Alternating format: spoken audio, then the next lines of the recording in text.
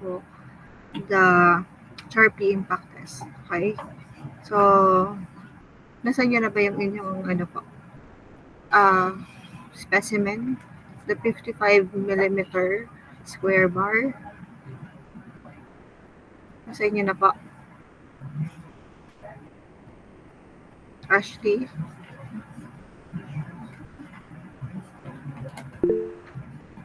Okay. So, kindly bring it po on Thursday. And also po, the heater and ice po in a cooler. Okay? So, yun po ulit yung gagawin nating experiment. Kindly, sabagay, meron na po tayong tong and may mahiram na po tayong tong and thermometer po. Okay. So, saglit lang po. So, wait for a while po. General guidelines for the laboratory experiment or the laboratory report. Last meeting, na-discuss ko na po ba sa inyo? Not yet. Hello? Everyone? Parang na-discuss na po, ma'am. Okay. Na-discuss na pala. So, what is your questions po in our laboratory experiment? Bali, pwede na po siyang typewritten since wala pa po nakakapagawa. So, the laboratory report will be typewritten na po. So, font size is 11 and font style is Times New Roman. And then for the spacing po is 1.5 spacing po. Did you get it po?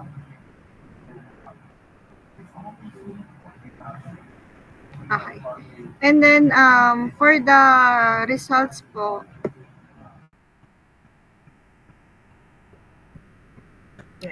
so for the results po of the experiment, kasi on our given manual po, so medyo madami po siya nakalagay, but we are just testing one trial. So, dun kasi sa ating manual na nakalagay po dito yung sinend ko po sa inyo. For example, experiment number 1, we only do po one trial. So, that is why we don't have po, so this part po on the table. So, ang magiging table na lang natin is UNACH. You can delete po this trial number, the average, and this portion po. So, ang magiging table na lang natin is UNACH, VNACH, and ANACH. Ano po? And then the draft height po will be, this is not 1.45 po. So, we are using po 77 cm. Wait lang, draft height.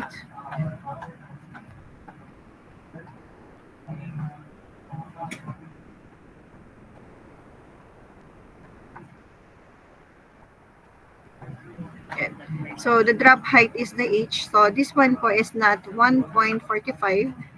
The value po is 77 cm po. Okay?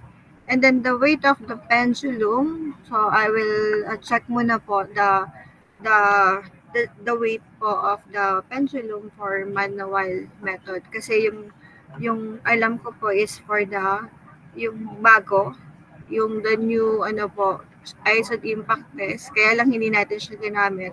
And the weight of that po is 21 kilogram. So, I will check first po if it is the same with the manual method. Okay? So, ito po ha. So, isang trial lang yung ginawa natin. Wala tayong 2, 3 so that hindi natin kukunin itong average value. So, we do not get po the average value since we only have one trial na ginawa na pina-perform po. And then this one, ang ilalagay po natin is energy absorbed and toughness of. Ano ba yung material na binili nyo? And square bar po yung ilalagay natin. I don't know kung siya by steel. Ano bang sabi sa inyo sa ano po? Dun sa pinagbilhan nyo, ano daw po yung material na binili nyo? and then with blank degree. So ito is from 0, and then another another table for um, standard room temperature, so average standard room temperature, and this is for 100 degrees Celsius. So matatanggal na po itong part na to. So I will try po na to remove ko yung portions na to. Wait lang.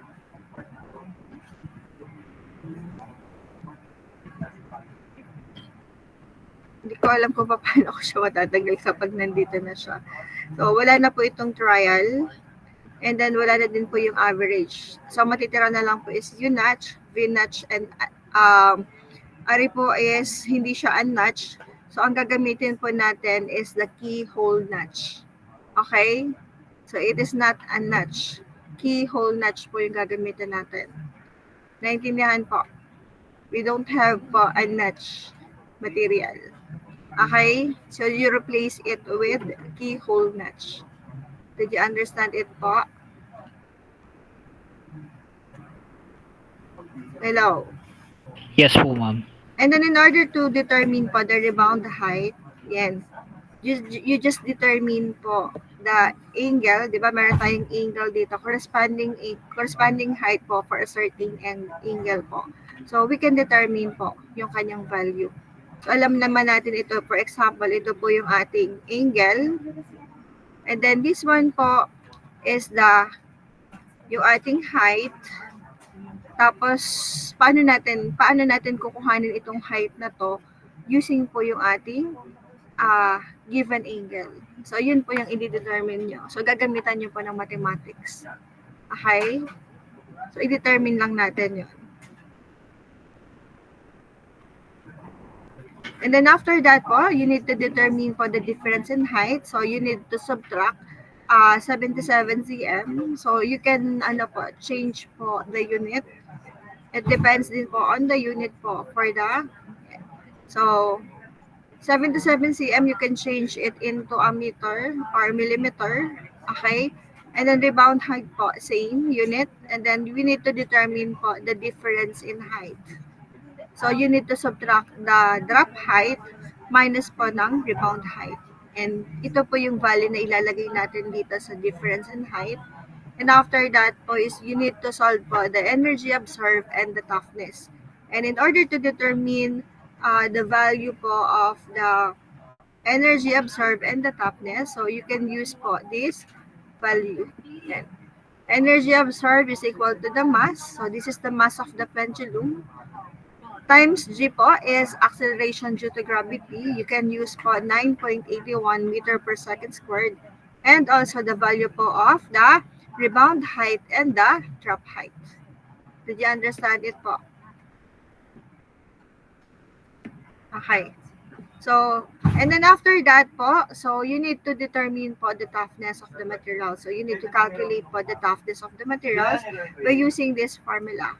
So, E-absorb, yan, all over daw po ng BD form. Yan. So, this is the energy absorbed po.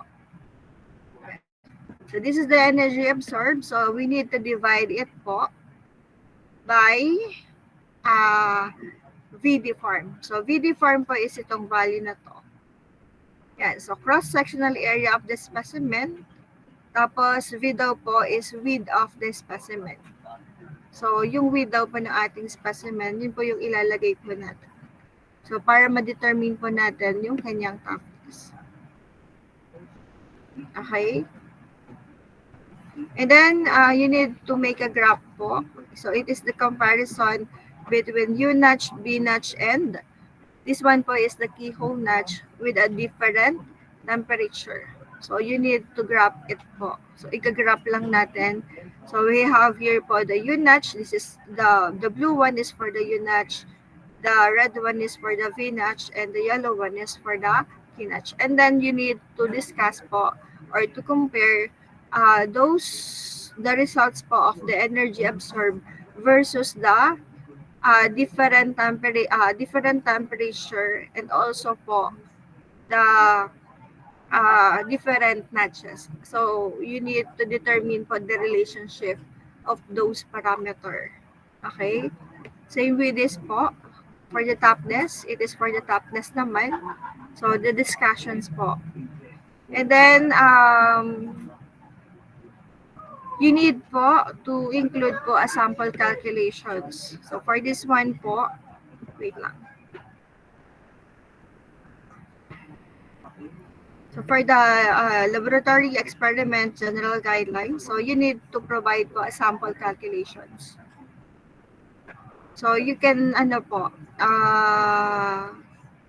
use po at least 2 samples po for the computations in determining the toughness, the height, and the energy observed.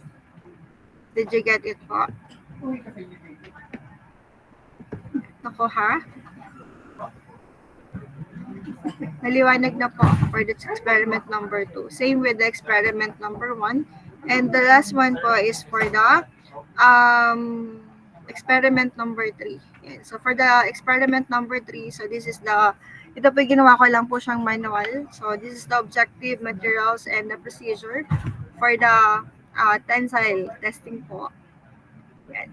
And then this one po is for the laboratory experiment results. So you need to provide po a table for the force elongation and the stress strain values. So just choose at least 20 points po dun sa atin pong stress strain diagram. Yun lang yung ilalagay natin dito. But the results po will be should be graph po. Yan. Yung ibibigay po namin na results sa inyo, or you can use po your video for the results of the force and the elongations. But mahirap, ayan. So, pwede nyo kuhanin yun. So, for example, for every 2 hour, for every 20 seconds, ganun, 40. So, pwede yun po yung kuhanin nyo. Pero, ibibigay naman po sa atin siya ng taga MTCC. Kaya lang po, hindi ko sure kung naipasa na. Pero kausap ko po siya kanina, doon po ako galing. So, they will send po sa atin yung results po ng ating experiment po. Okay. So, wala pa po. Wala pa siya. Okay. So, I will send to you na lang po if naibigay na po sa akin para magawa nyo na po yung inyong laboratory report. And the due date po of the laboratory report is a day before the exam po. So, a day before the exam, yun po yung ating submissions of the laboratory report. Okay? Is it clear?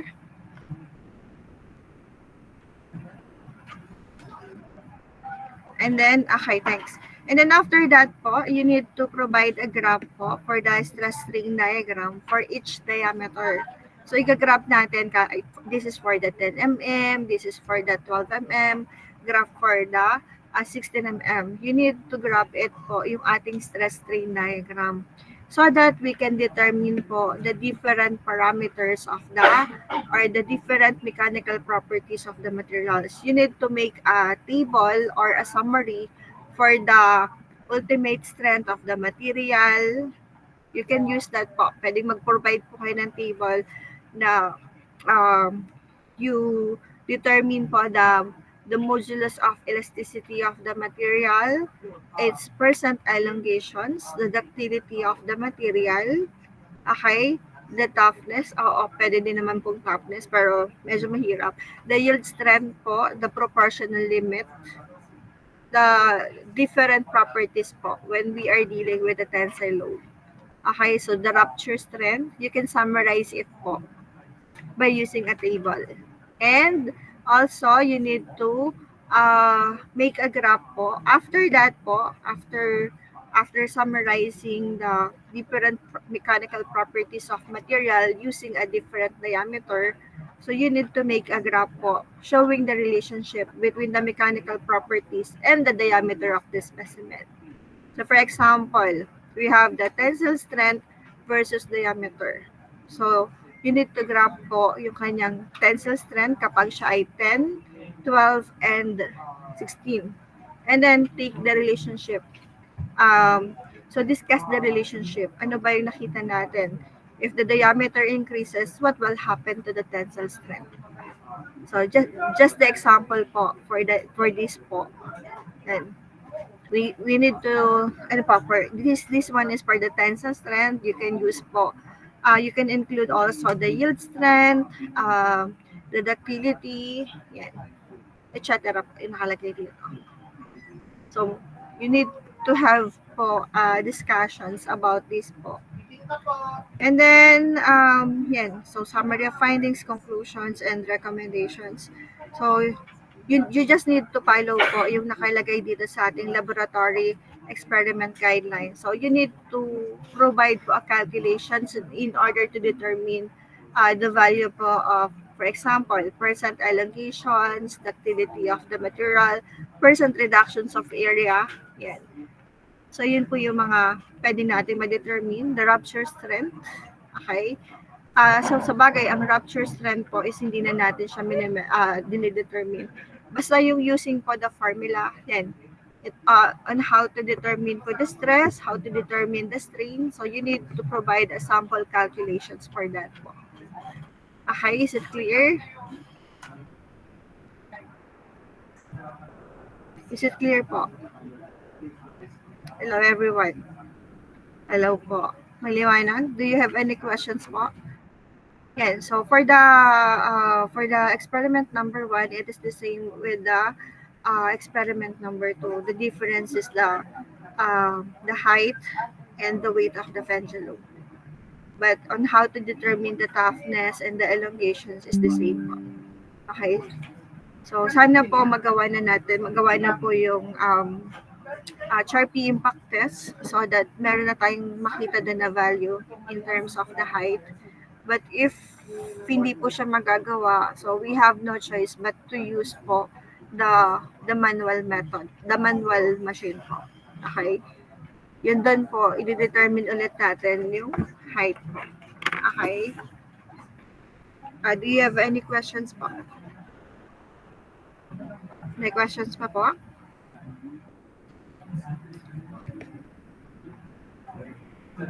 Meron pa pong tanong?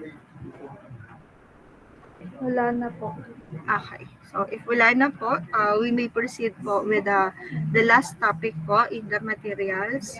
And the next meeting po, after po ng experiment, so I will be discussing you po yung babalikan natin yung different materials po. Especially po yung mga process involved po in making those materials. Ano po? So, yun yung mga babalikan po natin. And then we summarize po a different material.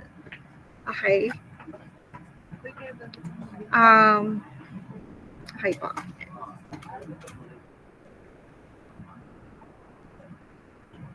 So, for the last topic po it is all about the economic, environmental, and societal in material science and engineering. So, why do we need to study that po? So, this topic po is very important, especially for the sustainability of the materials and also for the environment po. So, dadalhin daw yung yung kinat. Oo. Okay. So, this is very important po para ma-sustain natin yung ating mga material po. Yan. So, in this topic po, we will be discussing on how to reuse, how to recycle po yung ating mga material. But first po, we need to discuss po the economic considerations po. So, for this material. So, sabi dito, there are 3 factors over which the materials engineer has control and that affect the cost of the product they are. So, it is may kinalaman sa pagdi-design po ng isang material. So, during po the designing of the system components, so we need to consider po the economic considerations. So, this is the factors po that involves that affect po the cost of the product. It is the component design. So it depends po dun sa component na didesign natin. And also, the material use. So ito po yung nagpapamahal sa atin. It depends on the material na gagamitin natin for the design. And the last one po, we need to consider po how those material will be manufactured po in order to have this type of components. So, kailangan nating isipin, mahirap ba siyang gawin? It is hard po to make.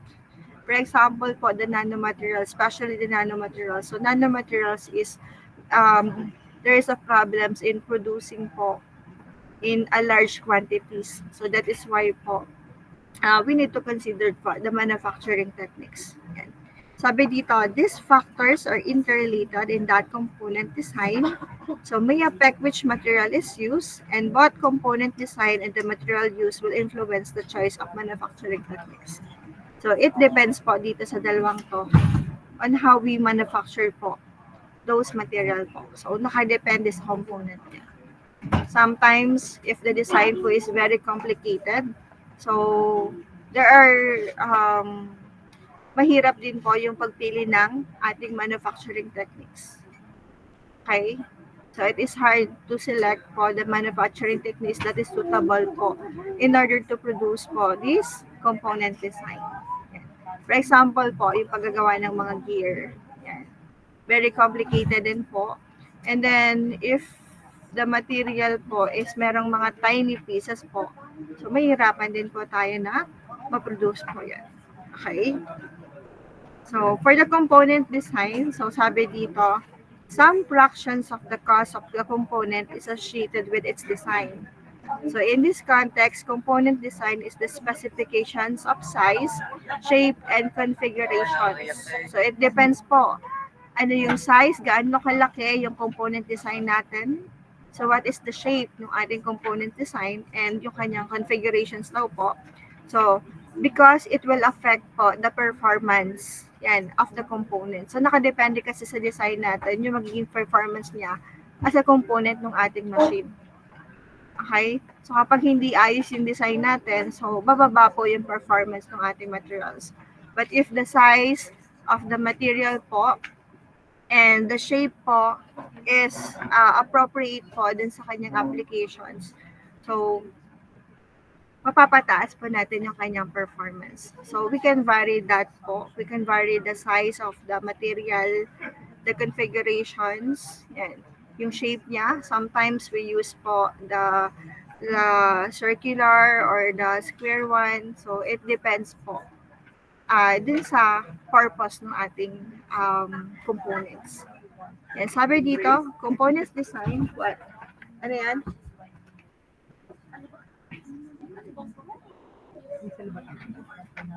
So, yan. Component design is highly iterative process that involves many compromises and trade-off. So the engineer should keep in mind that an optimal component design may not be possible due to the system constraint. Yan. So, it is not necessary po that the first design po will be the one to be used. Ano po? So, hindi yung unang design natin, yun talaga yung gagamitin natin because of many constraints. Okay? So, may mga problems involved. So, kaya, kadalasan po, yung atin pong component design will be revised. So, pwede po siyang paulit-ulit na i-revise po until masatisfy natin yung ating needed. So in designing po, so we need to consider po the type of the material to be used and how it will manufacture. Yun po kasi yung magpapamahal talaga sa kanila. Yung the way na kinonstruct natin and paano siya ipoproduce, so yun yung magpapamahal sa ating material. Okay? So for the materials po, sabi dito, once a family of materials had been selected that satisfy the design constraint, so cost comparison of the various candidate materials may be made on the basis of cost per part. So there always have, meron tayo dapat na alternative material. So meron tayong materials na very applicable for that applications. But for some constraint po because of the cost, so it can be altered by other material po that is not costly. Okay? So, pwede tayong humanap po ng alternative materials na mas mababa po yung cost, and then hindi naman masasatisfy yung quality ng magiging output natin. And so, material price is usually quoted per unit mass. So when we do the cost estimations, it is always po in per unit mass. So it depends on the mass of the materials to be used. Okay? So meron lang po tayong amount ng, for example, meron tayong materials. So nakalagay doon is 120 per kilogram. So it depends po on the mass of the material. So pag magko-quote na po tayo. Sabi dito, the part volume may be determined from its dimensions and geometry, and which is then converted into mass using the density of the material. So we can determine po the density of the material or the mass of the materials using the density and the dimensions po ng ating material. For example, the volume, or in terms of, di ba, mass is equal to the wait lang. Density is equal to the mass over the volume. So mass is equal to the density times the volume.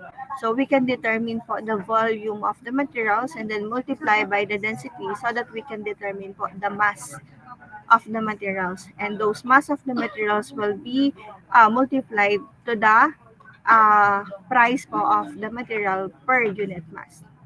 Okay? So nakadepende po doon. And then, sabi dito, in addition, during manufacturing, there is ordinarily a same unavailable material waste, so which should also be taken into account in these computations. So, hindi po mawawala yung waste natin, material waste. So, lagi po siyang may waste kasi nagtatanggal tayo, nag-trim, may nire-remove tayo sa part ng ating materials. For example, siya po ay rectangular. So, and then, ipo-form natin is irregular shape. So, there's always po na waste dun sa ating materials. And one of the factors din po in selecting the material is, or manufacturing po the material, is to lessen po the material waste. So, we need to, tawag dito, maximize po the use of the material. So, para hindi po siya masayang.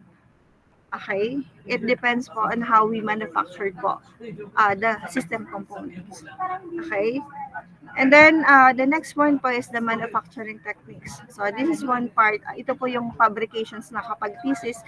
This is the part of the fabrications. So, di ba, when you are designing, yun po yung sa components design, and then choosing the right material, yun po yung pangalawa. And then this one po is the fabrication process or manufacturing techniques po. So we have a different types of manufacturing techniques as we discussed po in a different material. So we have here the extrusions, the injections molding, so different type of casting, yung mga spinning, yan. So yung mga CBC natin, CBD, yan. So marami tayong different types of techniques po na available in order to produce po a certain materials or in order to shape po yung ating mga in order to shape po the material components. So it depends on the size, the shape, and the configurations po. Okay. Sabi dito, the entire manufacturing process will normally consist of primary and secondary operations. Yan.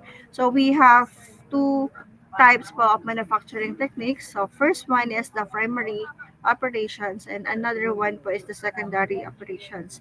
So when we say primary operations, so are those that convert the raw material into recognizable part. Yan. So for example po ng primary operations is the casting, and then we have po the plastic forming, powder compactions, and the welding po, etc. So yung mga di-discuss po natin last time. Whereas the secondary one po, so sabi dito are those subsequently employed to produce the finished product. So the first one po, kalimitan po, dito sa una is pino-farm lang natin na isa-isa. And then after that po, secondary operations is We can use po heat treatment in order to enhance the property of the materials. So, we use welding po in order to join the two materials. Grinding, yan. So, kapag meron tayong mga babawasan, so, i-grind natin siya. And then, drilling, and then painting and decorating. Ano po? So the major cost considerations for these processes include capital equipments. So we need po the equipments in order to produce those material. So for example, in casting, so we need a die cast or yung mga sand po. So we need o kaya naman ay sa injection molding po, we need to have the injection molding machines. So we need to consider that yun din po yung mga we need to consider that ano po equipments po in computing po the cost. Ano po or sa ano po is for the fabrications. So since wala naman tayong mga ganitong material or so gagastos din po tayo sa mga fabrication shop. Okay? So, the tooling, the labor din po, the manpower, and then repairs machine, downtime, and waste. So, napakarami nating considerations when we are using po a different manufacturing techniques. The simplest po, yan, mas less po yung ating magiging cost niya. Yan. Kapag complicated po yung ating, kapag maliliit na gear yung ginamit natin, so mas mahirap po siyang i-produce. But also, meron na naman po tayong mga other techniques po like the 3D, yan. So, 3D printing, so we can use that po kapag medyo complicated na po yung kanyang mga shape and also the mga investment casting. So, pang mga maliliitan po yun. And also the what we call po the powdered metallurgy and powder compactions. Yan. So, this one po is about sa recycling. So, after po using our materials, so we need to recycle po. But not all materials will be recycled. There are certain materials lang po na pwede natin siyang i-recycle. Okay? So, sabi dito, important stages in the material cycle where material science and engineering plays a significant role are recycling and disposal. This is one of the major problem po na ating mga material engineer is how we dispose or recycle po the material. And so the issue of recyclability, sorry po, and disposability are important when new materials are being designed and synthesized. Okay. So nakikita niyo nga pala po yung ano po, yung PowerPoint. Visible po ba sa inyo? Hello. Yes po, ma'am. Okay. Sabi dito, the issue of recyclability and disposability are important when new materials are being designed or synthesized. Yan. So ito po yung mga major problem ng mga material scientists po and material engineer na before po tayo mag-synthesize ng materials, so we need to consider also on how we will recycle it. Paano ba natin or i-reuse natin siya? Paano ba natin siya gagamitin? And if we are not using it anymore, so paano naman natin siya i-dispose?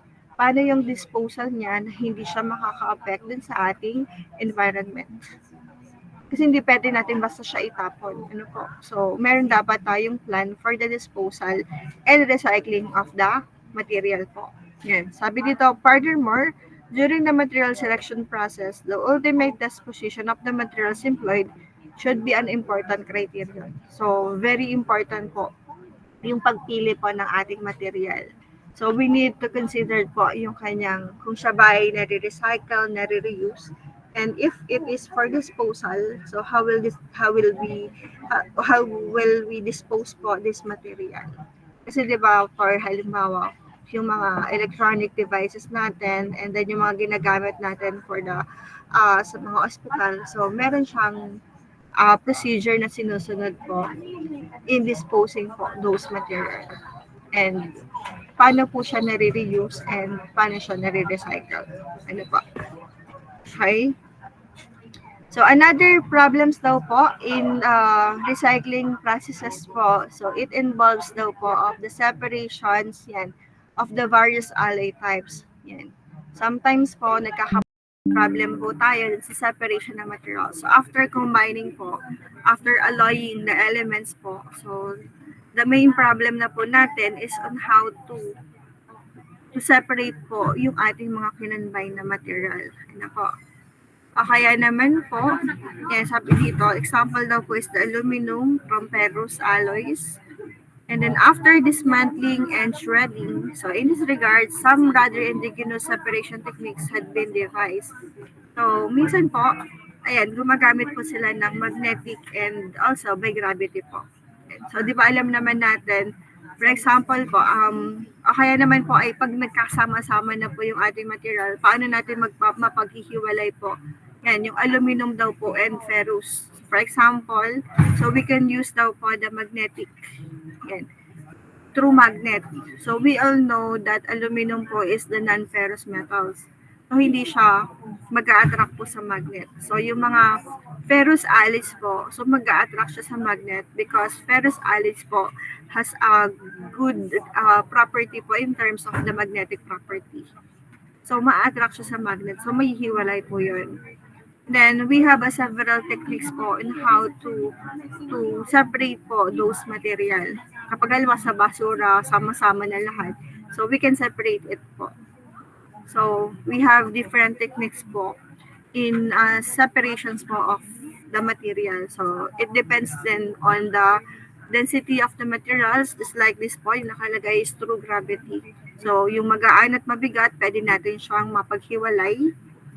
And then, meron din po tayong way on how to separate po yung malaki at saka yung mga maliliit, mga powder form, and syempre yung mga large particles po. Yan.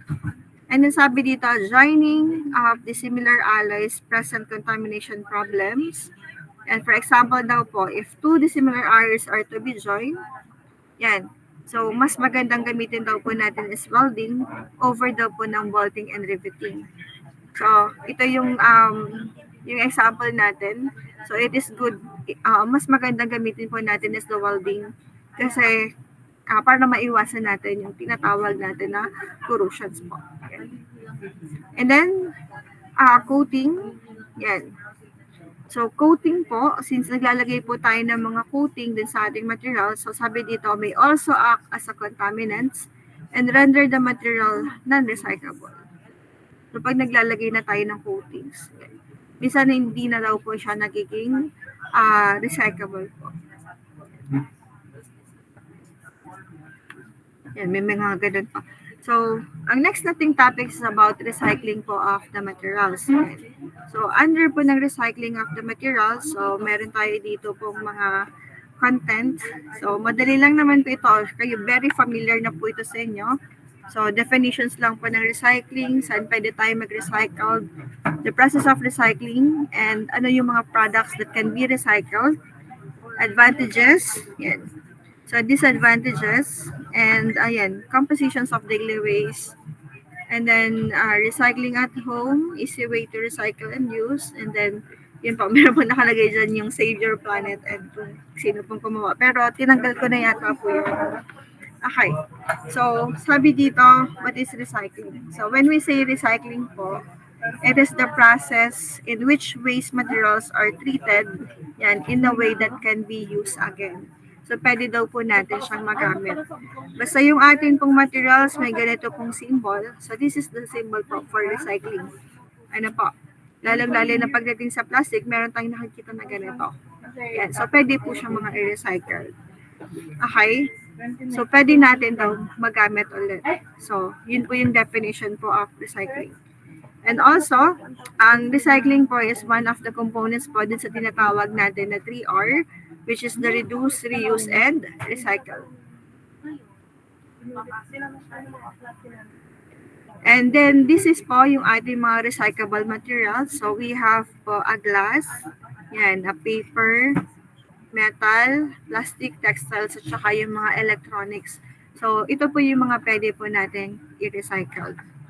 So, wait lang, nalipat siya ng kanya. And, paano ba natin i-recycle ang materials? So, Material to be recycled po is either brought to po sa ating mga collection center. Yan. Sa atin po, ito po yung pang ibang bansa. So sa atin po ay yung mga may part po na sa bahay pa lang nag-start na po yung ating process of recycling. Ang first step natin is paghiwa-hiwalayin. So we need to separate the materials that can be recycled po at saka yung mga materials na hindi na po pwedeng i-recycle. And then after that, so collection center po. And then it is sorted, cleaned, and reprocessed into a new materials and bound for manufacture. Okay. So this is the where we can recycle. So dito natin nilalagay po yung ating mga pwede pong i-recycle na materials. So katulad na sinabi ko po sa inyo, sa bahay pa lang, doon na yun mag-start. And then meron po tayong sa mga kada barangay na we have po na pwedeng paglagyan ng mga recycled na pwedeng mga i-recycle po na material. And then we have here po reverse vending machine. So dati po meron ganito sa na thesis wherein kapag naglagay ka po ng when we put po yung ating mga plastic bottles, so it converted to a load po in a cellphone. Yan. So, nako-convert niya. So, ilalagay lang po natin. We just put po the plastic bottle. So, it depends on how many po yung ating ilalagay. And then, it is, you just enter your number po and then it will be converted into a load. Yan, may ganyan po dati. I think yun po ay thesis po ng mga ECE. Yan, sa mga electronics po. Yan, so maganda po yung way para yung ating pong para tayo ay maingganyo po to recycle po the mga plastic bottles. So sana po mayroon din tayong ganun dito kung saan we can exchange po yung ating pong mga recyclable materials into a money. Po. So this one po, we have here po curbside collections, reverse vending machine. Yan. So, sa mga junk shop. And then, by pick-up volunteers po. And we have here po, drop-off centers. Yan. Medyo social dito yung drop-off center. Sa atin sa barangay, parang cage lang siya ng, cage lang po ng mga, yung ginagawa po sa mga animals po. Parang ganun, halos ganun lang din po yung ginagamit po na drop-off center. Okay, so this is the process po of recycling. So the first one is the collection. So the first step po in order to recycle the materials is through collections po. So it starts with the communities po sa bahay. And then, family who recycled items such as paper, bottles, and can place the items in recycling collection bin. And then this bin usually have the recycling symbol on them. Sana may ganito po tayong mga project for every barangay. Yan, yung mga SK po dyan. So, meron tayo dapat na center for the collections po ng ating mga recyclable materials. Okay. So, after recycling, it will be processed just like this po. So, we compact po I think this is the aluminum can. So we compact it po para madali po yung kanyang madali yung kanyang transportations. So the plastic po is then also shredded po para kasi it takes a lot of volume po dun sa ating truck kapag po hindi po siya compacted or hindi po siya shredded. So after po ng collection, so the next one is the processing. So the second step involves processing the recyclable materials. So this includes sorting the materials into groups, cleaning them, and getting them ready to be sold to manufacturers who will turn the materials into a new products. So ipinaprocess natin. We need to clean it first po. So cleaning po, sorting. So, paghiwa-hiwalay natin yung magkakaparehas. For example po, sa aluminum can, okay lang po. Pare-parehas po dapat siya na aluminum can. But if it is glass, so we sort it po by color. And if it is plastic, we sort it uh, by the material. It depends on the material. Okay? And then after po nun, so the next step is the manufacturing po. So this is after po ng processing. Ito po yung preparations po for the this sorting, cleaning, and getting to be solved on the manufacturers. This is the preparations po for this manufacturing po. So in this manufacturing po, sabi dito, it is the third step in the cycling processes. So many items you may see every day are made from recycled materials. So newspaper, yan. Yan po ay yung ating output if we recycle po the paper. Yan, mga newspaper po, newsprint. Yan, the paper towel, the office paper, plastic bottles, and aluminum cans are not only made by recycled materials, yan, but they can also be recycled again. So ito po yung common na nire-recycle po natin. And sometimes, ito din po yung kanilang nagiging applications. But in terms of the plastic, so sometimes, ay hindi na po yun yung kanyang mismong applications. And then after manufacturing po certain product, so ipo-purchase na po ulit natin siya. So ganun lang po ng ganun yung ating process po. And so the last step, but certainly not the least, involves the purchasing of recycled products. And so products, when consumer purchase products that have been made with post-consumer materials, the recycling processes have been completed and can be repeated. So paulit-ulit lang. It is a cycle. Kaya nga po siya tinawag na recycle. Re-recycle natin. Paulit-ulit natin siyang gagamitin. Okay. And then, the products that are usually recycled po, so ito po yung mga pwede po nating i-recycle. Yan, so we have po the timber products, yung ginagamit natin sa furniture. So we can reuse it po. The metal products, so pinakamaganda nating i-recycle is the metal products. So we can, recycle it again and again po. Paulit-ulit lang natin siyang nire-recycle. Kahit ilang beses natin i-recycle po yung metal products. So, pwede po siya. We have the aluminum products. Yan, plastic po. So, we have the grocery shopping bags and yung ating mga plastic bottles. And then, we have the glass products. Yan, yung ating katulad ng mga pinaglalagyan natin ng wine and beer. So, commonly po sa glass products is, it will, nire-reuse po siya. And kapag nabasag, saka pa lang doon, pwede siyang i-recycle. Ito po. Yan. Like wine and beer bottles, and then mga broken glass po natin. So, pwede po natin siyang i-recycle. And also po, the paper products po. Yan. Kaya binibili po yung mga papel din. Yung atin pong mga box, cartoons, yan, cardboard, yung mga magazine. So, it can also be recycled po. Yan, for the metal, so this is the recycling of the metals. Sabi dito, recycling steel and tin cans can save 74% of the energy used to make them. Yan, metal is pretty cool. So pinakamaganda po na i-recycle po is the metal.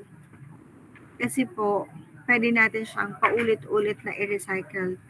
And when we recycling po this metal, so we can save 74% of the energy. So, siya ay from mining, di ba? Commonly po is siya ay from mining and then i-convert natin siya sa steel. So, this one po is siya ay metal na. Ang gagawin na lang natin is to melt it po and produce it po for the intended applications niya. So, kaya nakakasave. Ang laki ng percent na nasa-save natin when we are recycling po the metals. And then sabi dito, metal is the easiest element to recycle and it is used in everything. Just like po dun sa ating Steel Asia, they use po recycled metal in order to produce the reinforcement bar. Okay? Steel Asia in Calacca po. Okay, so they use recycled steel in order to produce the reinforcement bar. And from that po, Kasi ang metal, tutunawin lang natin siya ng tutunawin and then determine the chemical properties. So remove the impurities and after that, pwede na natin ulit siyang gamitin. Sabi dito, over 80 tons of metal are scrapped each year and they go all into a recycling yard. So walang sayang po in terms of the metal. Ano po, walang sayang pagdating po sa metal. Kasi nga po, pwede natin siyang gamitin palagi. Yan. Sabi dito, basically, metal is melted down and poured into a molds. Yan. So, siya ay tinutunaw lang natin. Ilalagay lang natin siya sa isang lalagyan para po siya ay ma-form into a desired shape. Ano po? Now, that is cool. You can't argue with how cool that is because you're essentially taking a solid object, making it liquid, and shaping it back up, recycling at its best. Pinakamagandang i-recycle po is na metal. Okay? And then, paano daw po nire-recycle? So, ito po ay iba. So, hindi po ito applicable sa atin. So, on how to recycle po a metal. So, we buy old or no longer used metal products. Yan. From the factories or offices. And then, it will be collected po. And then, sorted. And sabi dito, press into ingot. And then, before being transferred to raw material manufacturers. And then, yung ating raw materials, dadalhin po siya sa manufacturers and made into new products po. And so, it depends kung ano pong gagawin natin sa kanya. If it is a billet, a sheets, plate sheets po, yan. O kaya yung ating mga beam, okay, or any products po ng metal, so pwede natin siyang magawa by using po the raw materials dun sa ating pong pagre-recycle. Yan. So the recycled metals then come onto the market as new products and then we have to return to step 1 po. Step 1 po is, ano po, pinagbibili natin yung mga hindi na natin ginagamit na metals. And another one po is we have here po the glass. Yan. Sabi dito, for every, pag nagagawa tayo ng glass, they always po na meron tinatawag na kulit,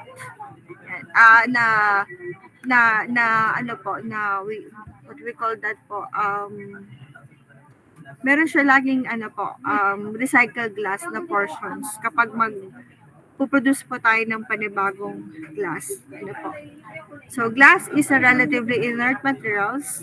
Yan. So, mataas po yung kanyang chemical resistance. And as such, it does not decompose, thus, it is not biodegradable. So, not biodegradable po yung ating glass. So, pwede po natin madali po siyang i-recycle. Pero kalimitan sa glass po ay nire-reuse po siya. So, nilalagyan ng yung other material po. Ano po? Yung other products. Saka lang natin mas magandang i-recycle ang glass kapag po siya ay nabasag. Okay? So, glass recycling is often separated into colors. Katulad nung sinasabi ko po sa inyo. So, by colors po ang pag-recycle natin sa glass. So, it is because the glass keep its color after recycling. So, kapag may color na po yung glass, so nananatili po yung color sa kanya. Kaya po, if we want to recycle po the glass, so it should be sorted po by colors. Okay? And then, if we have po yung ating mixed color glass, or yung tinatawag natin na kulit, yan. So, ito po yung mga ginagamit natin in order to produce the gas pulp or the gas asphalt po mixture. Yung mga asphalto na ginagamit natin sa mga paggawa po ng daan. So, pwede natin gamitin po yung, if hindi natin maiiwasan yung magkakaiba pong color. So, pwede siyang gamitin doon. Okay? So, and this is the advantage po of using or recycling of the glass. So, for every ton of recycled glass, turn into new products, yan, 315 kilograms of extra carbon dioxide that would have been released during the creation of the new glass are saved. Yan, ganyan po kalaki. So makakasave po tayo ng 315 kilograms of extra carbon dioxide if we recycle po a glass. Kapag nagre-recycle tayo or nagre-reuse ng mga glass po, so malaki po yung na nagiging effect po niya in terms of the environment. As you can see po, 315 kilograms. So imagine that po kung gaano. For every ton po ito ha, sa isang ton. Okay? And then sabi dito, recycling one glass bottle. Okay ha? So we are referring just one glass bottle in this po. So recycling one glass bottle can save 20% of the air pollution. Yan. And 50% less water pollutions po than making new bottle from raw material. Kasi kapag raw materials po, parang ginagamit pa natin dyan is the virgin material po. So, yun po ay from mining pa. Yan. Tapos, saka pa siya i-convert into a glass. Pero kapag siya i-glass na, i-recycle natin. So, mas makakatipid tayo ng 20% po. Yan. So, mas good po siya sa environment kasi 20% daw po yung naliles natin, save natin for the air pollutions and 50% po for the water pollutions naman. Yan. Sabi dito, advantages of utilizing recycled glass include more rapid and it increased production rates and the reductions in the pollutant emissions. So yun yung pinakamaganda. So yung pong reductions in pollutant emissions. So kasi ang concern na nito is the environment po.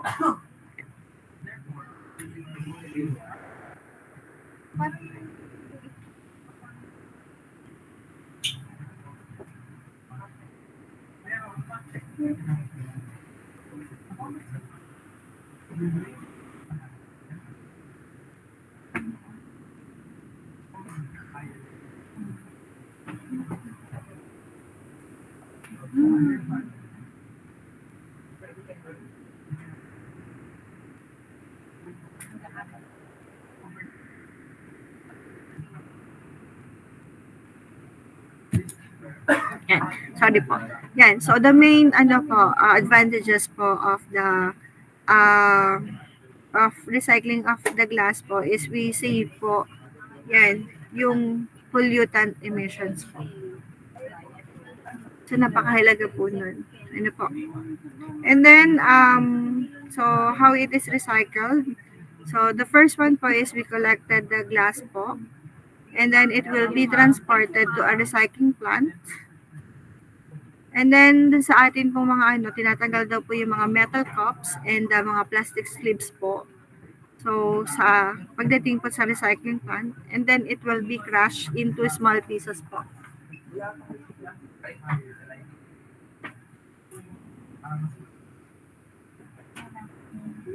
So, we crush it po into small pieces kasi pag maliliit na siya, so, mas maganda po siya, mas madali po siya na i-recycle po, mas madali po siya na matunaw. And transported to the glass factory. And then the glass factory and at the glass factory, it is mixed with sand, limestone, and soda ash. So this is the raw materials po in producing a new glass po. And then it is melted in a large furnace. And then the hot glass is molded into a new bottles. And the same lang po ng paggagawa kung paano natin ginagawa yung bagong glass po. Yan. And then, meron pa pala nito. So this is the illustrations. Yan. On how to recycle po a glass. Yan. So this one, empty bottle, and then dispose it, and then collected it po, and then transporting it to a manufacturing plant, and then we reduce the size po, and then melted, and then formed to new products, and then this will be collected po ulit. Lalagyan po siya ng new products po, and then ipagbibili, and then yun na po. And the next one po is the aluminum. Yan. Sabi dito, recycling old aluminum uses only 5% of the energy used to make the new aluminum. As you can see po, 95% yung matitipid natin when we are recycling po an old aluminum. Kita nyo po, 5% lang po yung magagamit niya, the energy. So, we will, na-save natin is 95% po ng energy para makagawa tayo ng new aluminum products po. And sabi dito, approximately 2/3 of cans are recycled each year, saving 19 million barrels of oil annually. So, as you can see po, nakikita nyo ba yung advantages at kung ano yung mga masisave natin kapag po tayo ay nagre-recycle? Yan. So, dito pa lang sa aluminum, 90% ang masisave natin na energy. And 19 million barrels of oil yung natitipid natin annually. Yan. And then, sabi dito, aluminum can be recycled from cans, yung sa ating mga bicycle parts po, yan, sa ating computer, cookware, wires, car, planes, and other sources. So, ito po yung mga pwedeng panggalingan po natin ng aluminum. And sabi po dito, recycling a single aluminum, yan. Halimbawa, may i-recycle lang po tayo ng single aluminum can. For example, aluminum can po. Sabi dito, save enough energy to run a TV for 3 hours or run a 100 watt light bulb for 4 hours. So imagine po kung gaano kalaki yung nasa-save natin if we recycling po a single aluminum. Okay? So napakalaki ng advantage when we do recycling po. Okay? So paano po nire-recycled ang aluminum? So the first one po, syempre, is the collections po of the aluminum cans, and then sabi dito, cans are sorted and squashed together in a large bale. Katulad yung nakita nyo kanina, na-compress po yun. Compress na po. So, kasi masyadong malaki yung space po kapag hindi siya compress. So, kinocompress na po siya kapag dinadala po dun sa atin pong mga factories. And then sabi dito, so ginagawa po siyang isang bale. So, isang malaking ito po siya. Saan ba yan?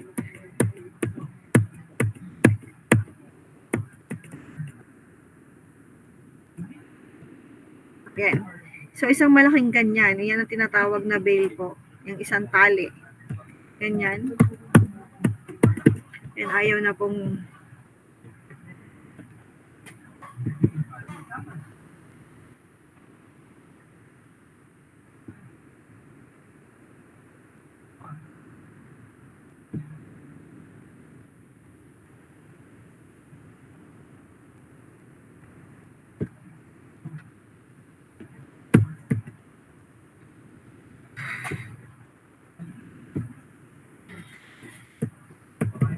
and ayaw na niya.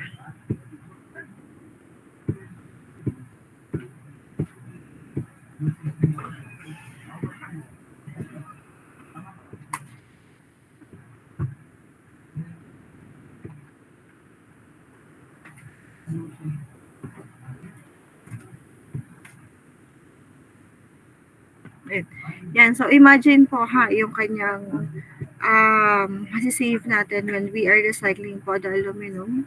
Yan. And then sabi dito, squash together in a large bale, and then yung atin pong aluminum can will be shredded into small pieces, just like po dun sa ating glass, tsaka yung sa ating plastic, and then clean and are then melted down into a large blocks of aluminum. So, minimelt lang natin siya. Imimelt lang natin yung aluminum. And then, ilalagay na natin. So, ang tawag na po doon ay ingots. Aluminum ingots po. And then, ingot or ingots po. Again. So, the large blocks are rolled like pastry into a very thin sheets. So, it depends na po kung ano yung gagawin natin.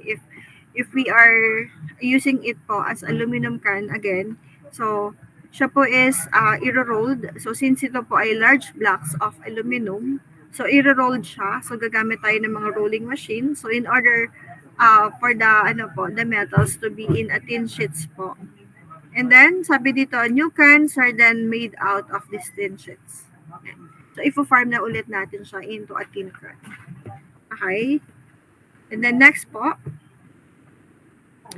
We have here po the paper. Yan. Sabi dito, recycling paper can be made from three different types of the miller. Yan. So we have here po the millbrook.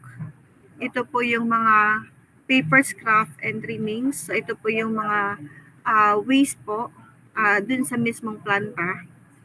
And then pre-consumer waste. So ito po yung mga paper that was discarded before consumer use. And post-consumer waste po, ito yung mga paper discarded after consumer use naman, such as yung mga old newspaper. And, so meron po tayo dito mga paper na hindi pa po natin nagagamit. Tapos ito yung mga gamit na po natin na paper. So yun naman po yun. And then, for the process of recycling po, so sabi dito, the process of recycling paper, instead of making it from a new materials, generates 74% less air pollutions and uses 50% less water. Yan. Kapag nagre-recycle po tayo ng paper, ito po yung nasisave po natin. So imagine po, 74% yung naliles natin in terms of the air pollutions. And also po, dun sa atin pong mas kakunti po yung water na nagagamit po natin. So 50% po yung ginagamit lang natin na water. Ano po. And then sabi dito, manufacturing recycled paper uses 60% of the energy needed to make paper from a new materials. So 40% po yung nasa-save natin when we recycle po a paper. And then sabi dito, recycling 1 ton of paper save 17 trees. Yan. So hindi na natin, if we recycle po the paper, so hindi na natin kailangang magputol po ng mga puno. Okay? So, sabi dito, it saves 17 trees. Yan, 6,000 gallons of water and produces 73% less air pollutions than if it is were made from raw materials.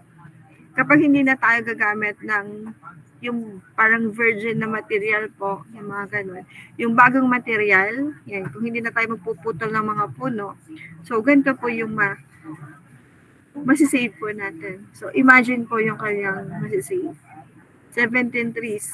Yan. So ang trees po is ginagamit natin para hindi tayo magka-flood po. Ano po. And then, yan. Tapos yung gallons of water po, so nababawasan din po. So, imagine po, 6,000 gallons of water yung ating nasa-save when we recycle po a 1 ton of paper.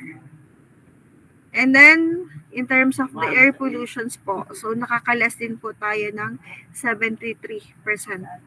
So, imagine po kung gaano yung nasa-save po natin when we recycle po a paper. Kaya kailangan, kung may pwede tayong ma-recycle na paper, so i-recycle po natin. Ano po? Okay, so mas maganda kung puro ano na lang, digital na lang po yung mga pinagagamitan ng paper. But since medyo mahirap po tayo in terms of the mga memory, yan, ilan lang po yung storage, kaya nagkakaproblema tayo sa part nun. Pero kung if we want to save po yung paggamit ng paper, so mas maganda kung digital na lang po lahat. Ano po, naka-soft copy. And then, sabi dito, how it is recycled. Yan. So, the first one is po, yung atin pong paper is collected. Tapos, sabi dito, at the paper mill, conveyor belts fed the paper into a giant pulper. So, may ginagamit po dyan tayo na giant pulper. And then, nire-remove din po yung kanyang mga ink and contaminants. Sabi dito, water and chemical are mixed with the paper to remove ink and contaminants and turn old paper into a pulp. So, di ba kalimitan po sa paper natin, may mga ink, may mga tinta po. So, kasi ginamit natin siya sa pagsusulat. So, tinatanggal yon using po the chemicals. And then, the pulp is then placed between two wire meshes and left to dry where it becomes a new paper. Patutuyuin po natin siya. So, tatanggalin. So, since po ito ay binabad natin or nakalagay po siya may kasama siyang water. So, ang sunod natin gagawin is patutuyuin natin siya. So, using po the 2-wire mesh. So, may mga butas-butas dun sa ilalim. And, left to dry. And then, magiging paper na yon. So, yung dried paper po natin is iro-roll daw po or ipapolish into a jumbo reels para po siya ay mapanipis po natin. And malagyan na po ulit natin siya ng mga, halimbawa, guhit-guhit po.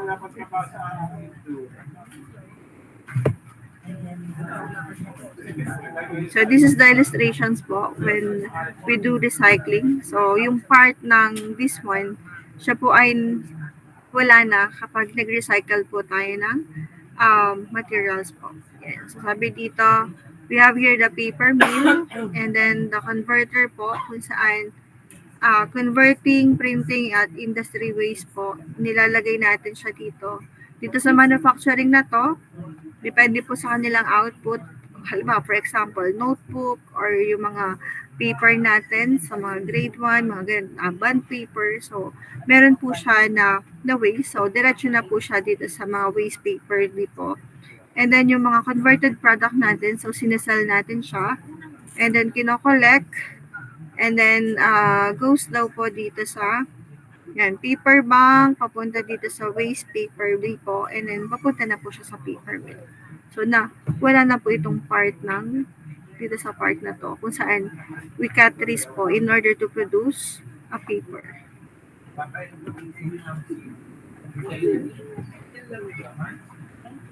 And then, the next one po is, ito yung common nating nire-recycle is the plastic.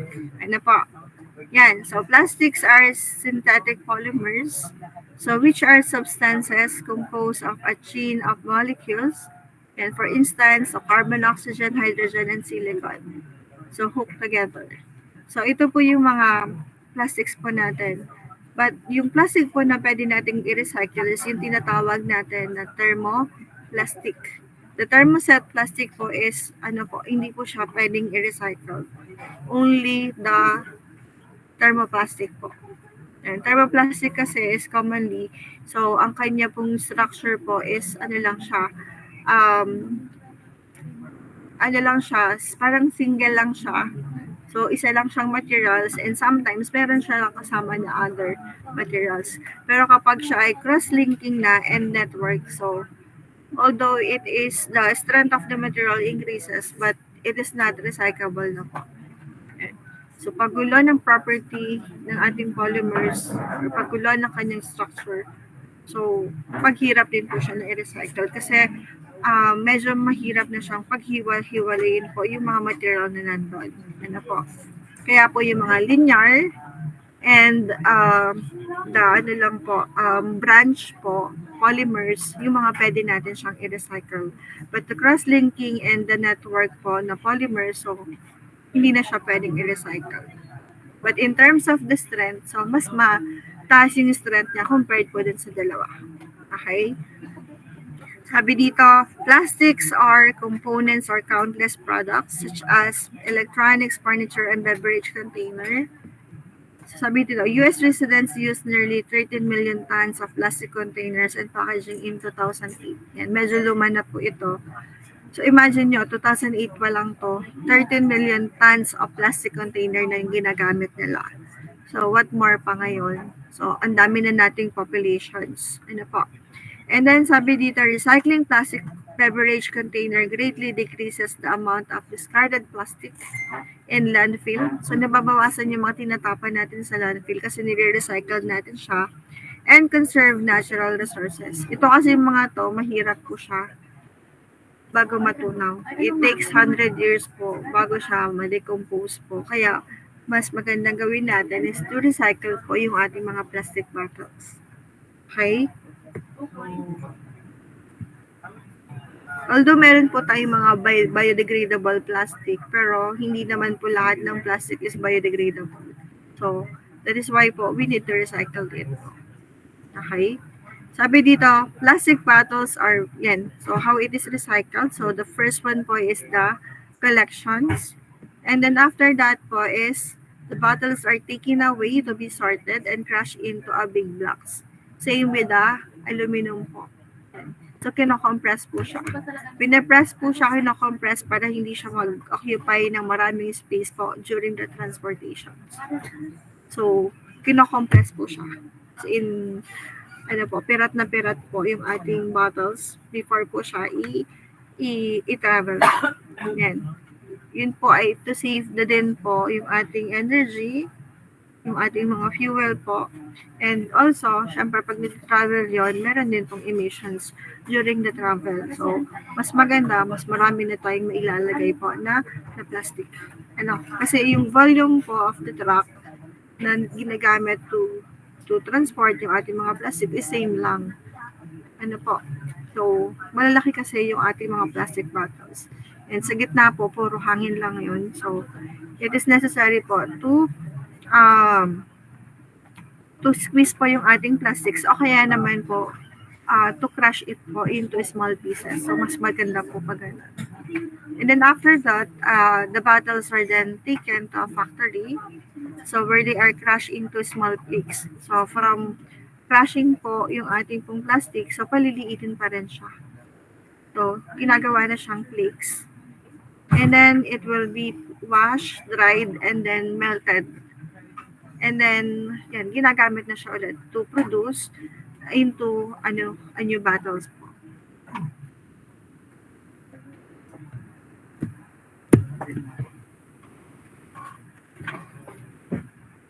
Okay, so sabi dito, what happened to plastic that is recycled by us? So, ito po yung kanyang flow diagram po in recycling the plastic. Yeah. So, first po is collections. And then, sabi dito, plastic is transported in, yan. Meron ito nakalagay dito, Piranha Factory, kung saan siya ay compacted na po. And then, sort po, and then crush, shop into, sorted, and then further processing po to produce new materials, and then pack in the boxes, and then bibilhin, tapos ipagbibili. Yan, ganun po yung process po sa plastic. Yan. So, this is the type of plastics that can be recycled. So, we have here po the polyethylene terephthalate. Yan. What we call po the PET. So, ang number niya is 1. So, kapag magtitingin po kayo ng mga plastic bottles, so, tingnan nyo po kung saan po gawa yung plastic. So, meron po siyang mga number. Ayan. So, kapag mga ganyan, mga soft drinks, itong mga to, yung nakikita nyo po sa baba, yan po yung mga example po that is made of PET material. So, yung ating mga soft drink bottles, yung mga peanut butter jars, yung ating mga mineral water na bottles po. So, made of plastics din po yan. Sabi dito, PET can be recycled into a fiber fill for sleeping bags, carpet fiber ropes, and pillows. So, after po natin na magamit yung ating pong soft drinks bottle, so pwede natin siyang ma-recycle using po this new material. So, new material na po. Yan, yung mga nilalagay daw po natin sa mga sleeping bags. Yan, pwede siya sa carpet fibers. Yan, yung mga rope po natin, pwede po siyang i-convert into a rope and pillow daw.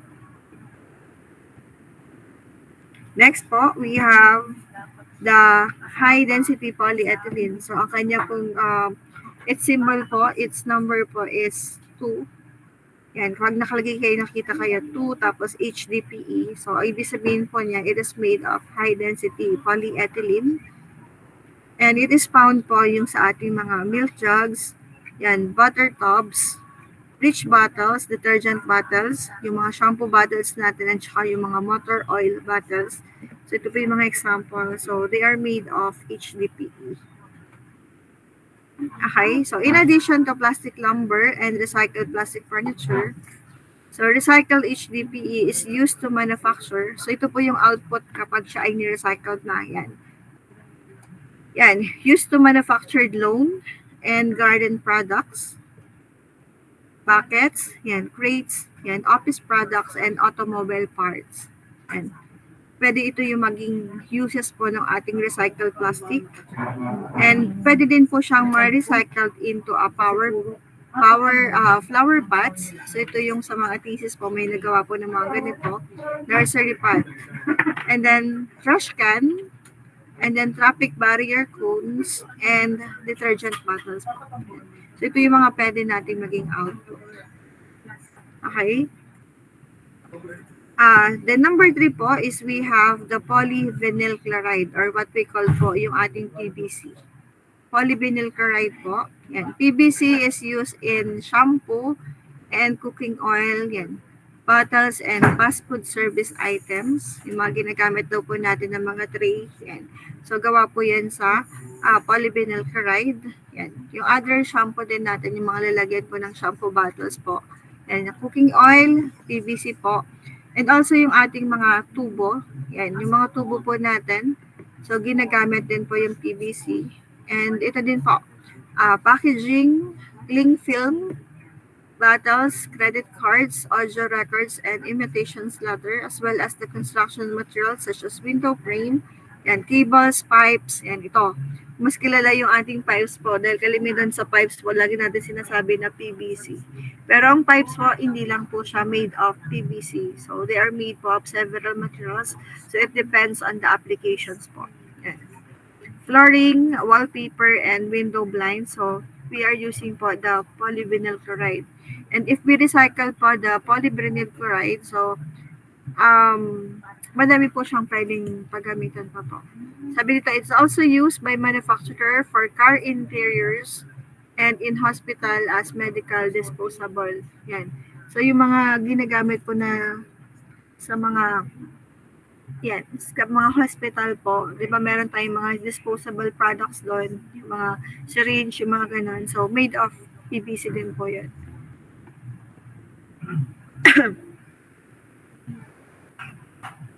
And then, yung number 4 natin na symbol, nakalagay po, number 4 is for the low DPE, low density polyethylene.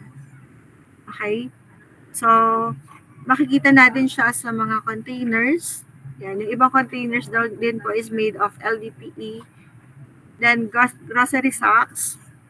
Tapos yung mga dry cleaning bags, flexible film packaging, dispensing bottles, wash bottles, tubing, plastic bags, yan, for computer components, and various molded laboratory equipments. So, yan, yun po yung pinagagamitan po ng LDPE. And kalimitan po siyang ginagamit sa mga plastic bags. Yan. And then, these plastic bags po can be recycled into a new grocery bags naman po. Ito yung kanyang gamit po. And then, number 5 naman, so we have po the polypropylene. And polypropylene po. So, it is commonly used daw po in cloudy plastic containers such as yung ating mga baby bottles. Tapos, ginagamit din po siya sa mga yogurt containers, straw pancake, syrup bottles, and mga bottle cups. Yung mga bottle cups po natin, yung mga plastic bottles po, yung cup po niya, although yung kanyang katawan ng PET bottles po is PET, but yung cups po niya is made of polypropylene. Okay? And then yung atin din po mga microwavable container po, yung white po, yan. So made of PP din yun. So kung titingnan niyo po, nakalagay po ay number 5, tapos nakalagay sa baba, PP. Yan. So, sabi din dito, it is processed into a film or packaging into a fibers for carpets and clothing. So, kapag process na po, ito po yung magiging output niya. And pwede din po siyang gamitan for the injection molded articles ranging from car bumpers to washing up bowls and can be extruded into a pipe. And ang ating PP plastic po natin can be recycled into a plastic lumber, yan, car battery cases, and the manhole stops. Yan. So this PP material po is one of my raw materials din sa akin pang dissertation. So ito yung raw materials namin na gagamitin po. So from PP plastic bottles, gagamitin ko siya in order to treat the heavy metals po.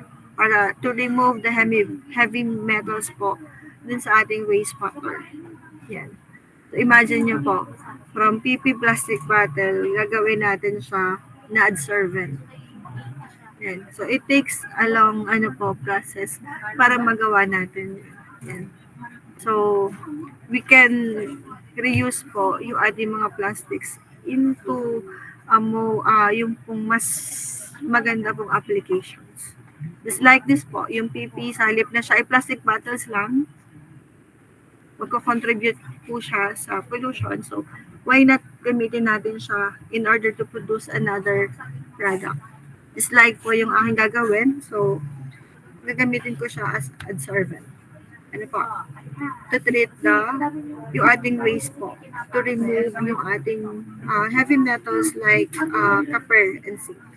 And other heavy metals po, and other organic pollutants or inorganic pollutants po dun sa ating water. Yan. And then for the number 6 po, we have what we call po the polystyrene. Yan. Polystyrene po or the styrofoam, mas kilala po siya sa styrofoam. Yung mga styrofoam natin dyan for packaging purposes. And then this one po, ito yung dati namin ginagamit po for the containing po yung ating mga food, the styrofoam po, para hindi siya masyadong mawala agad yung init. Ano po. Pero ngayon po, pinagbabawal na to. So, ginagamit na po natin po is yung microwavable po. And also yung mga paper. Ano po. So, PS is found in disposable hot cups. Yan.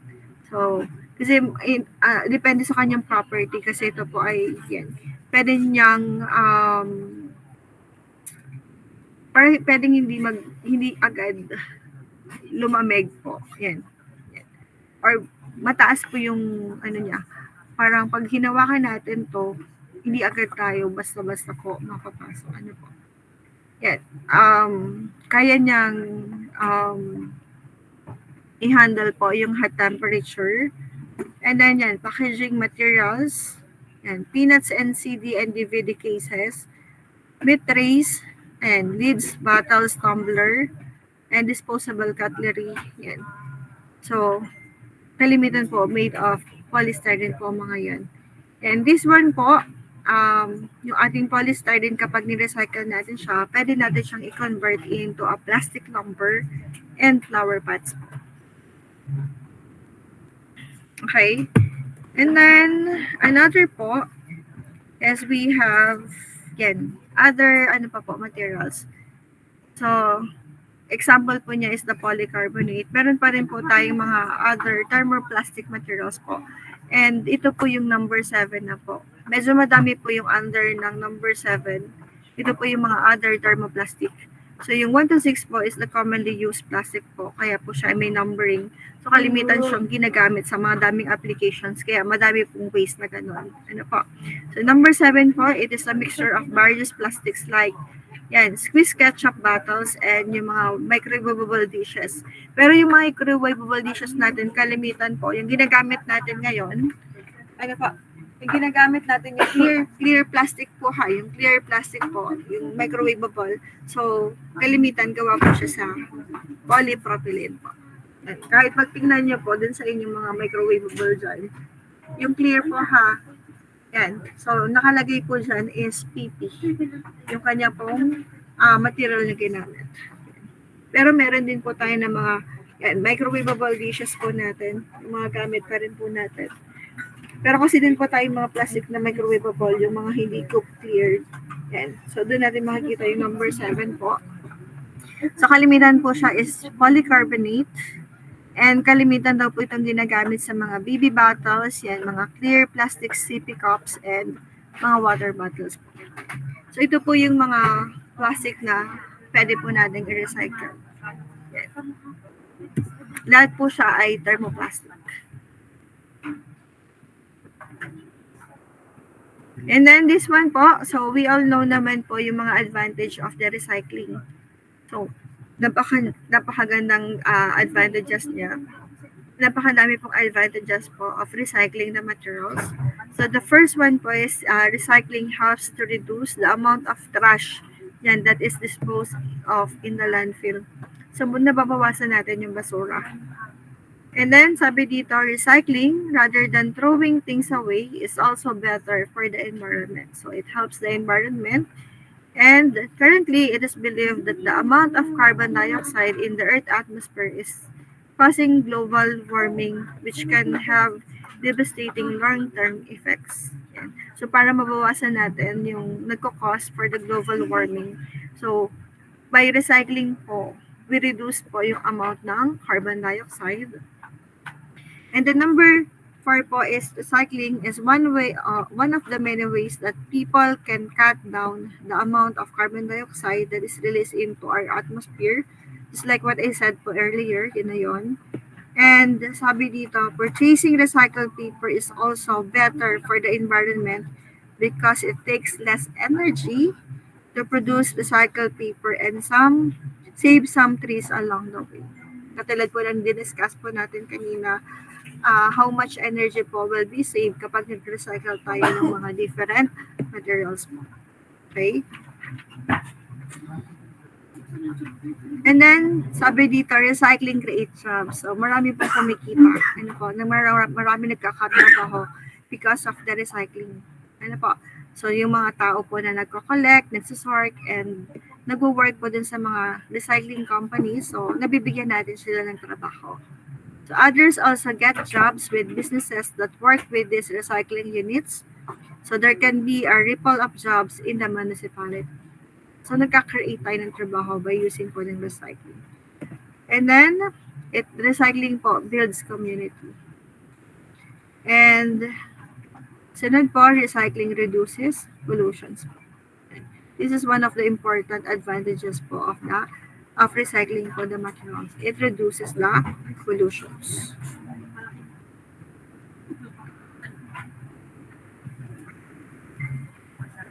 Sabi dito, as these materials are reused instead of throwing them away irresponsibly. So, napakalaki po ng tulong if we recycle po the material. So, if there is an advantages po, meron din tayong disadvantages po of recycling. So, recycling po is not always cost-effective. Yan. Kasi gagastos din po tayo. If we are recycling po a product, so kailangan din natin siya ng mga to establish po separate factories yan to process the reusable products po.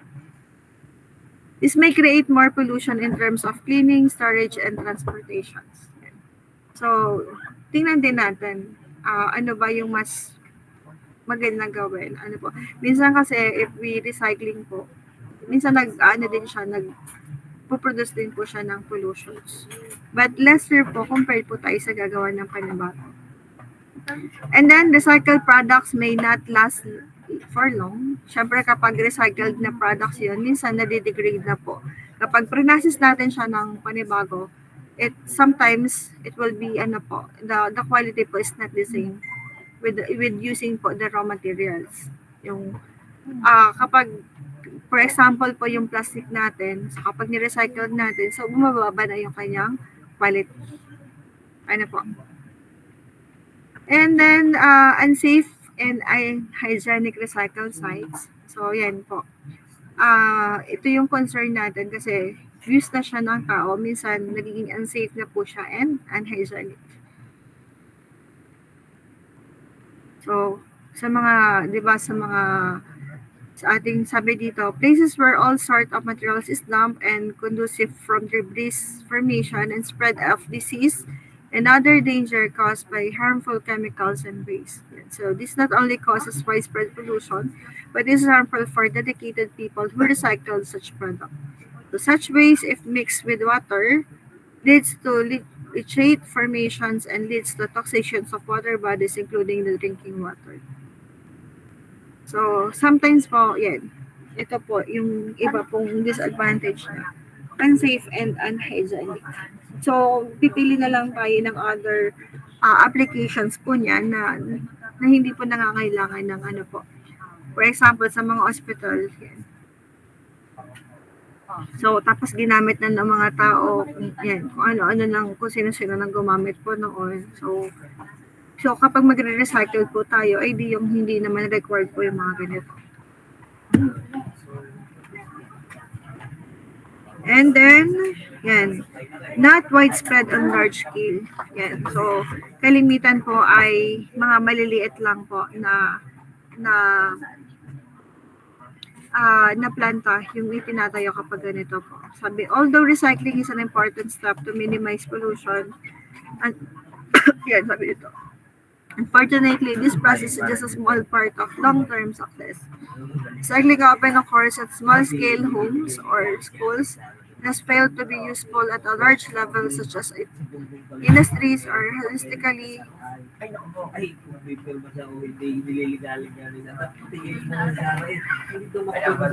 at a global stage. Saving paper at school cannot be compared to oil spill or massive tree felling at the industry's level.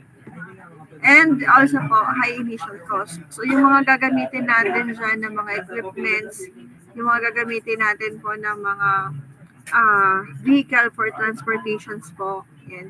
So, yung mga truck po na ginagamit natin for the connection. So, nangangailangan din po siya ng high initial cost. Tapos yung program na ipatutupad pa natin sa every community. Yan. So, matrabaho din po yung pagpare-recycle.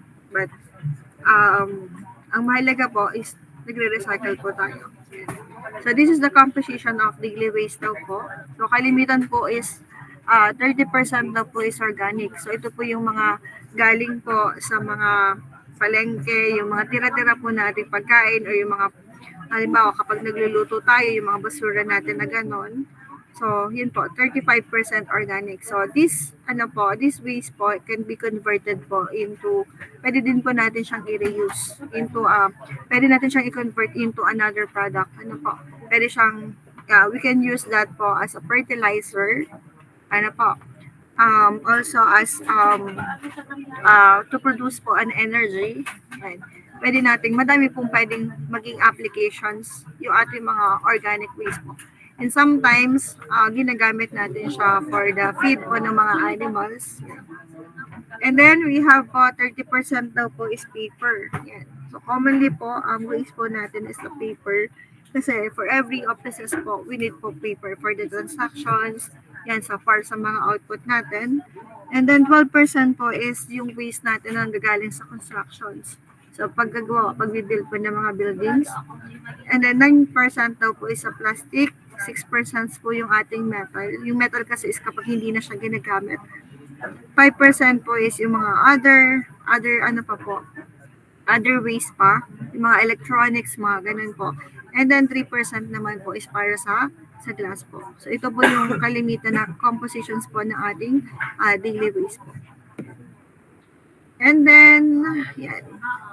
So, ang recycling po is start with at home daw po. Sabi dito, apart from the items, you may recycle at home.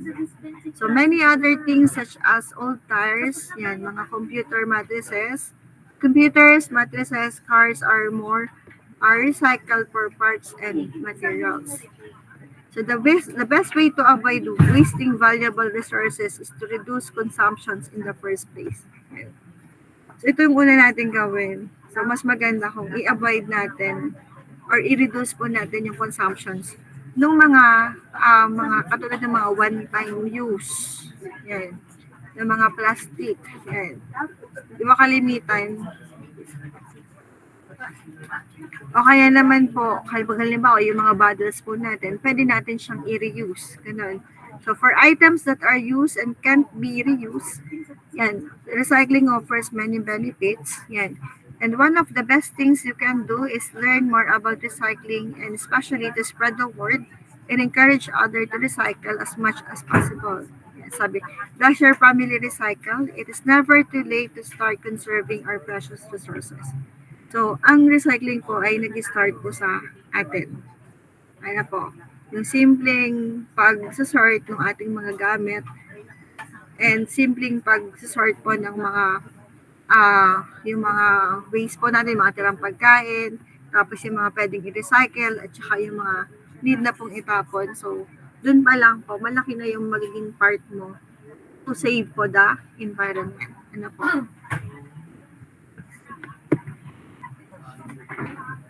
Yan, mag-start po yan sa inyo. And sabi dito, ito daw po yung mga easy ways to recycle and use.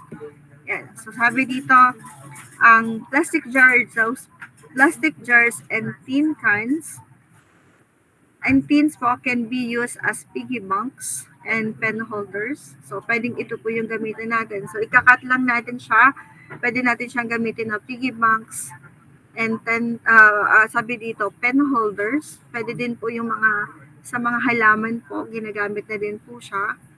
And then, cartons po, pwede natin siyang gamitin po to store many things. So, after, di ba, sa mga grocery, pag namimili tayo, pinapalagay natin sa carton. So, yung carton po, pwede natin siyang paglagyan pa ng mga other, or i-store po yung other things po, o kaya naman po, i-recycle po natin siya. And then sabi dito, old clothes can be used as shopping bags. So, pwede natin siyang i-convert into shopping bags. So, tatahiin lang natin siya. And mats could also be made. Yung mga basahan po natin, tsaka yung mga floor mat. So, pwede po natin siyang, yung mga old clothes natin, pwede natin siyang i-convert dito. Okay, so, tatahiin lang po. And then, waste paper can be recycled or used in artwork. You can also make files with old chart paper. And pwede po tayong mag-recycle po ng paper sa bahay. So maraming po tayong paraan para ma-recycle po yun. And then sabi dito, small toothbrush can be used for spray painting. And then paper mache can be made with waste paper, old newspaper, torn chart paper, yan, which are not in use, etc. So marami po tayong ways kung paano natin i-recycle or i-reuse po yung ating mga materials. Sabi dito, other things to know. Protect your environment. Yan. Find many ways to save materials. And then sabi dito, pwede ka din daw po na mag-write ng articles about recycling waste materials. And sabi dito, do not pollute your environment. So medyo trabaho po itong ganitong part na to. Yan. So, pero kung susundin natin siya, so, malaki po yung magiging effect niya sa environment. Sabi dito, save your planet. And then, yan. So, ari po ay yung nag-present po dati. Yan, hindi ko na ma-i-close. Paano ba ito i-close? Yan, so, hanggang dyan po yung ating, yan, sabi dito, save your environment. So, hindi ko alam kung paano siya i-close. Oh. So hanggang dyan po yung ating presentation. Meron po ba kayong tanong? Ayaw.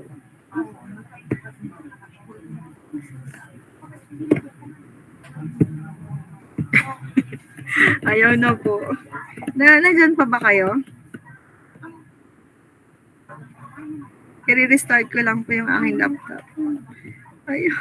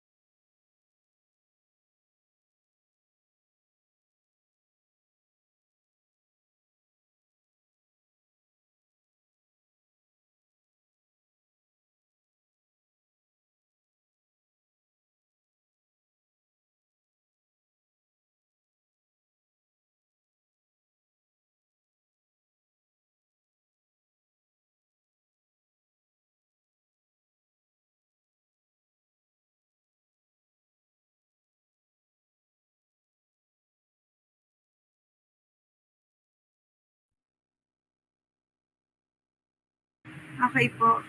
Narinig niyo po yung discuss ko po kanina. Nag-hang pala yung aking laptop ko. Narinig niyo po hanggang dulo? Yes po. Okay. So hanggang hanggang dulo naman po yung na-discuss ko po. So hanggang dyan po yung ating pong topic sa ating pong materials. Hanggang dyan po yung ating exam po. And then next meeting po, i-discuss ko na lang po sa inyo is the yung pong mga babalikan po natin yung mga present niyo po. And kung if meron po kayong questions, ay doon po natin yung iba po i-discuss. But if may questions po kayo ngayon, pwede na po kayo magtanong. Saan part po niyo po gustong balikan yung mga pauna po?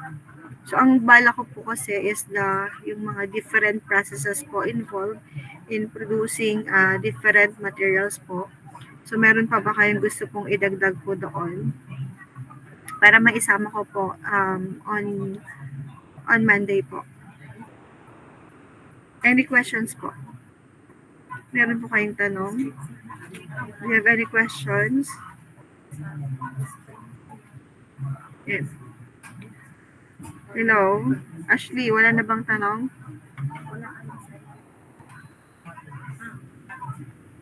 Uy, bakit walang nasagot po sa inyo?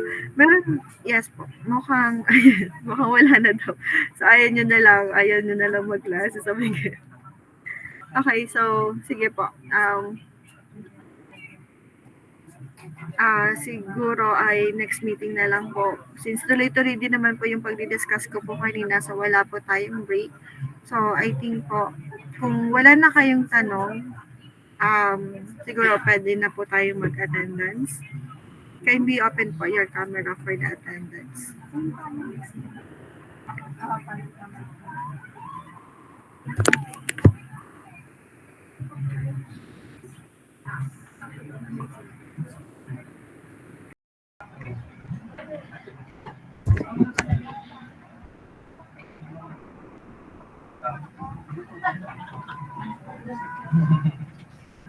Sino po pwede mag-screenshot?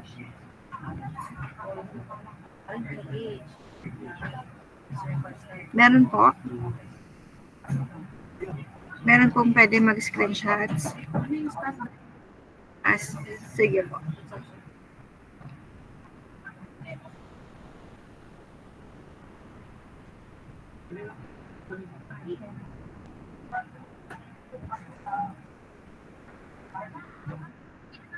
Okay na?